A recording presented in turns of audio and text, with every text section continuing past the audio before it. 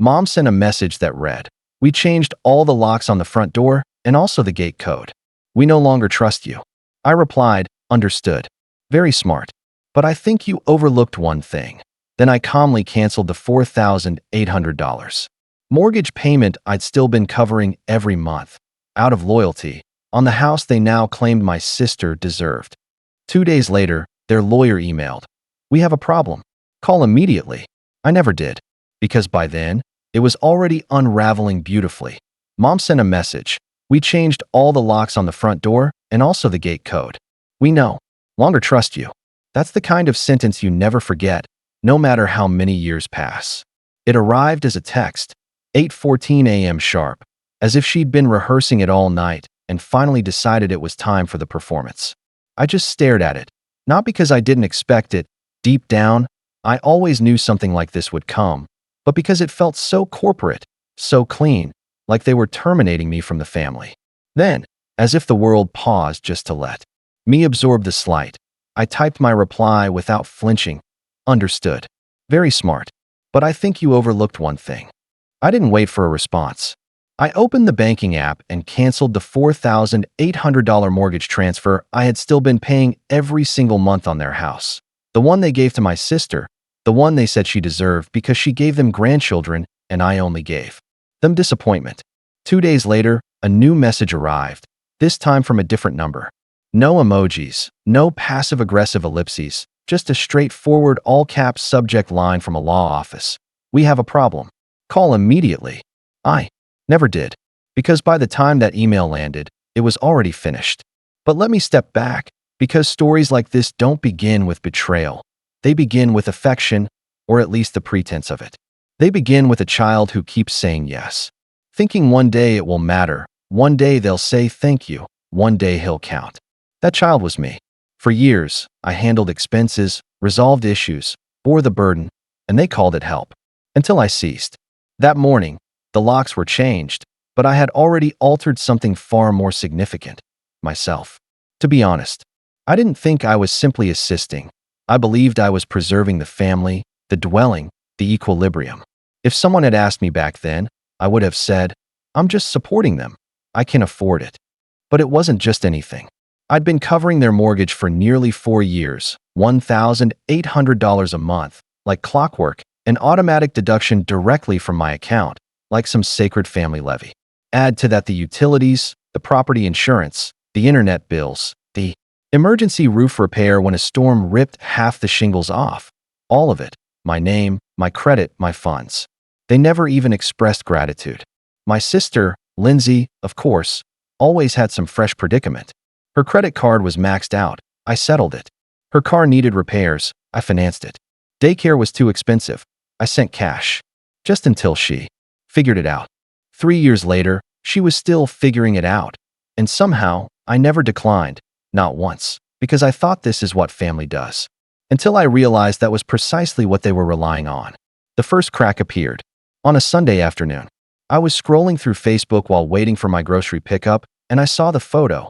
Lindsay, my parents, the children, all standing in front of the house I was paying for, holding a sign that read, "Home Sweet Home." A gift from Lindsay. The caption from my mother read, "So proud of our daughter for building a future we can all share. This home is in the right hands." I had to reread it. Lindsay's house. The right hands? There was no mention of me, no tag, no photo credit, not even a passing. "We're grateful for Alex's support." Just them smiling on a porch I funded. The comments section was a frenzy of emojis, hearts, clapping hands. "Wow, she's such a strong woman. You're lucky to have her. She's such a rock for your family." Even my aunt commented, "Lindsay, you deserve every inch of that house." I wanted to hurl my phone, but I didn't.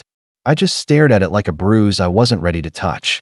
Yet, a few days later, I contacted the bank to verify something, just to ensure the mortgage was still under my name. It was. But then the woman on the phone said casually, "Looks like there was a request submitted last week to change the primary contact to a Miss Lindsay Carson." My heart seized. "They didn't finish the verification," she added, "but the documents are in progress." I ended the call without another word. Then I checked my statements, and that's when I saw it. An extra $2,400 missing from my checking account. A transfer to a card I hadn't authorized. I knew that number. Lindsay's emergency visa, the one I once rescued during her temporary unemployment 2 years ago. I texted her calmly. Me? Did you use my card again? Lindsay. Don't make it a big deal, Alex. We needed groceries and the kids needed shoes. I thought we were still sharing that one. Me. No, we weren't. She didn't reply, but my mother did. Mom. Honey, Lindsay is going through so much right now. She said she'd pay you back. Let's not start a conflict over a few dollars. Few dollars? $2,400 is a few dollars when it's me, but Lindsay misses a phone payment and it's a crisis. Then came the group chat. They had renamed it Family Circle, even though I never did. Someone had posted a meme, a man handing over his wallet, with the caption, Big Brother Energy. Pay now, asked never. My cousin replied, Tag Alex. Then, another, Yo, can we get you to cover my student loans too? Even my dad chimed in with, Only if you rename your kid after him. Got to keep the donor happy. I stared at my screen. No one was defending me, not even a jest to balance it out. I exited the chat. They added me back. I left again, then blocked them all. But none of it compared to what happened that Friday. I was mowing the backyard, the same yard I'd been maintaining for 3 summers because, in my father's words, it's not worth hiring anyone when you're around anyway. The mower sputtered, and I stopped for a water break. The kitchen window was open. That's when I heard them, my mother and Lindsay. Their voices were clear, sharp, effortless, as if this wasn't even the first time. Lindsay, laughing, Did you see his face when I told Aunt Karen the house was mine? He didn't even flinch, like a puppy just happy to sniff the plate. Mom, giggling, It's almost done. Once the paperwork's through, he won't be able to say a thing. He's the one who insisted on keeping it in his name. That's on him. Then Lindsay again. Honestly, it's better this way. He's always been distant, like a guest with a wallet. And then the words that finally did it. Mom, he's not family anymore. He's just a sponsor. I didn't move. I stood there with the bottle in my hand, letting the water run down my fingers like blood. I felt it, the end of whatever illusion I'd been clinging to. Not family, just a sponsor. They didn't know I was listening. They didn't see me walk away. But that moment, that line, it broke something that had been fracturing for years. And I swear to God, something new began to form in its place. Not anger, not grief, just determination. They didn't expect me to appear. The invitation arrived in a stiff, white envelope, gold trim, embossed letters. Please join us to celebrate Elizabeth Carson's 60th birthday. No signature, just from your family. 60 guests, a large venue, full catering, a slideshow. I was told, a legacy event. I didn't RSVP. I didn't call. I just circled the date in red, and I prepared. 3 days before the party, I printed a document. $211,723.84 total financial contributions. Mortgage, utilities, repairs, insurance. Each line item with a date, a purpose, and a copy of the bank transaction. I put it on a USB drive, along with the audio from the open window. He's not family anymore. He's just a sponsor. Screenshots from group chats calling me a wallet, photos of receipts, the email where my sister submitted paperwork to have the house transferred entirely to her name. If the house was hers, then the debt was hers too. I texted my grandfather. That morning, he didn't reply. I didn't need him to. The venue was exactly what I imagined. White linen tables, giant 6-foot balloons, a projector cycling baby pictures and beach vacations, waiters in black ties, cousins in cocktail dresses, and my mother in an emerald green gown standing in front of a sign that read, "A house is not a home without family." I nearly laughed aloud. I arrived 10 minutes late on purpose. Heads turned when I walked in. Some smiled, some stiffened. Lindsay caught my eye, blinked twice, then forced a grin and turned back to the crowd. I didn't wave, didn't speak, just took a seat at the back. They didn't waste time. Lindsay gave a speech first, talked about sacrifice, love, true family, said something about how this year had brought us even closer. The screen behind her showed a photo of the house, the caption, "Built with love, passed down with purpose." No mention of me. Then came the toast. My mother took the microphone, dabbed her eyes, looked around the room like a queen delivering her final blessing. I'm proud of my daughter, Lindsay. She's shown what legacy truly means. And I'm grateful that this home, our home, will stay in the right hands. Applause, smiles. Until I stood up and walked slowly to the microphone. I wasn't going to say anything tonight. I began calmly. But since we're talking about legacy, let's do the math. The projector flickered, and then the audio played. Mom's voice. He's not family anymore. He's just a sponsor. Lindsay's voice, like a puppy sniffing the plate. Gasps. A few people leaned forward. One woman dropped her wine glass. I clicked again. The screen changed. Screenshot, group chat, tag Alex. Only if he renames his kid after him. Then the ledger for $1,800 asterisk 48 months. Repairs, maintenance, property tax. If this house now belongs to Lindsay, I said, then I'm here to present a bill, not a favor, a debt. I held up the printed invoice, 211 pages, stapled. Silence. Then, are you serious? Lindsay shouted. Dead serious. I replied, unless you want to call it theft. It was a gift. My mother snapped. Funny, I said, stepping closer. I didn't sign a gift certificate. I signed every check. My father stood up, as if he might lunge. I turned to him. Want to talk about the loan application you filled out using my name as a cosigner without telling me? Because I've got that, too. He sat back down.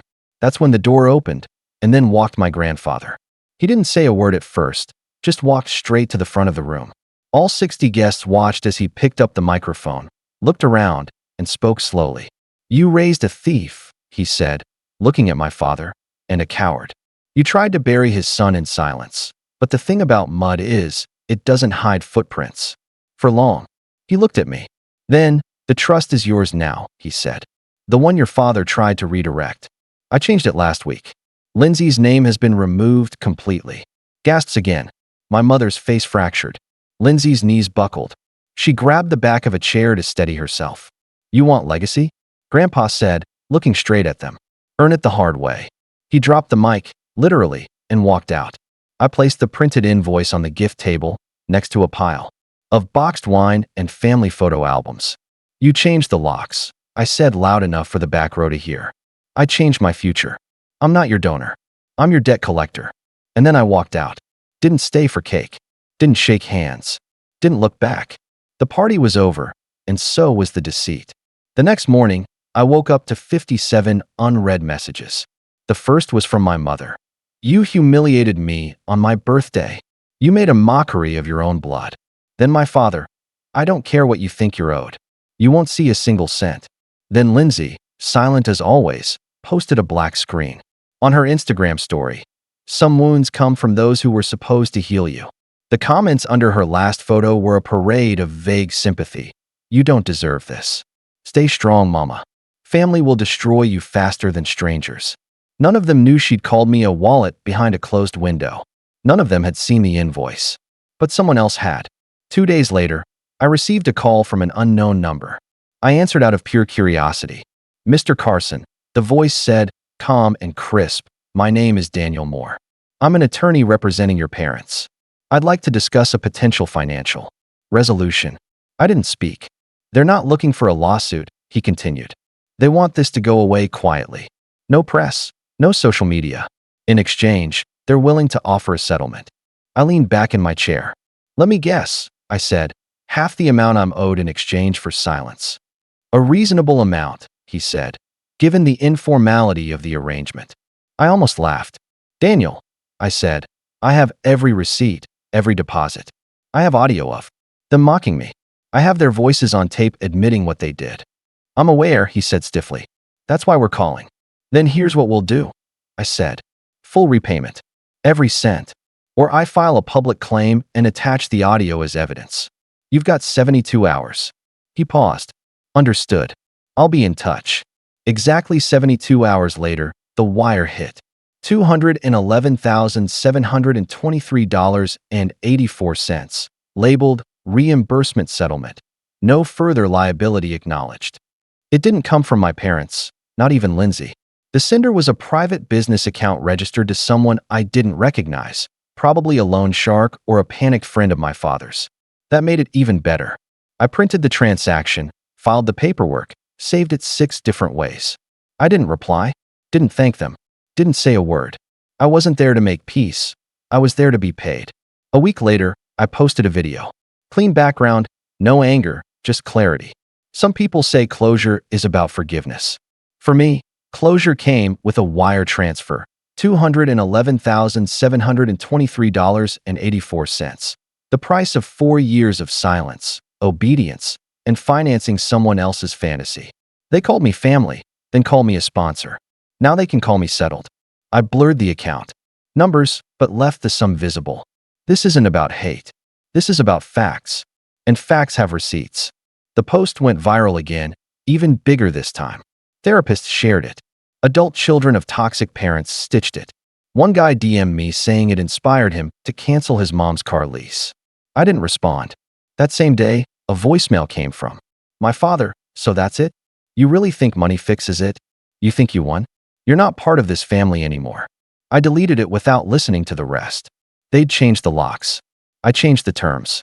Now, I live in a small, modern apartment with huge windows and absolute silence. No family group chat. No late night. Requests for quick help. No guilt trips disguised as concern. People sometimes ask if it hurts, being done with them. It doesn't. Because the truth is, I'm not done. I'm free.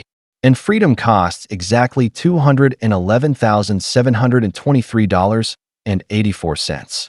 People keep asking me if I feel lighter now, if cutting off my family brought peace or closure, or whatever word people like to use when they mean, did it work? And the answer is simple. I don't feel lighter. I feel clearer. Because peace doesn't always come with weightlessness. Sometimes it comes with gravity, a grounded, steady knowing that you're finally standing on your own side. After everything, they vanished, exactly as I expected. No calls, no letters, no "we miss you." Just silence. Not the kind that hurts, but the kind that confirms the truth. I was never a son to them. I was a service.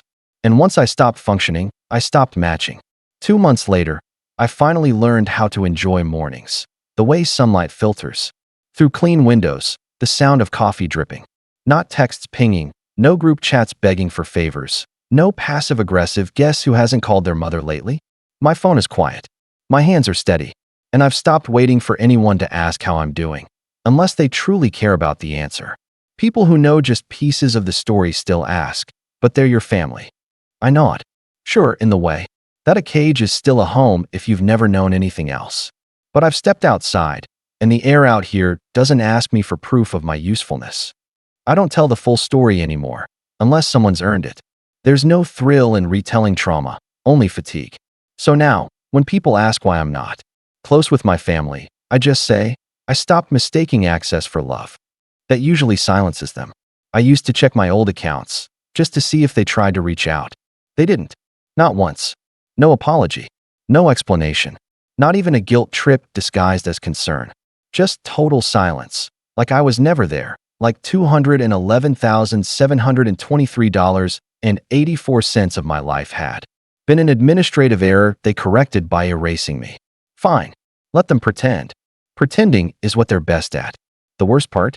They probably think I still care, that I'm out here stewing in anger, waiting for an apology, secretly hoping they'll change. I'm not. I've seen them for what they are, and when the mask slips that far, you don't wait for it to go back on. You walk away. You don't check the rear view. Forgiveness? No.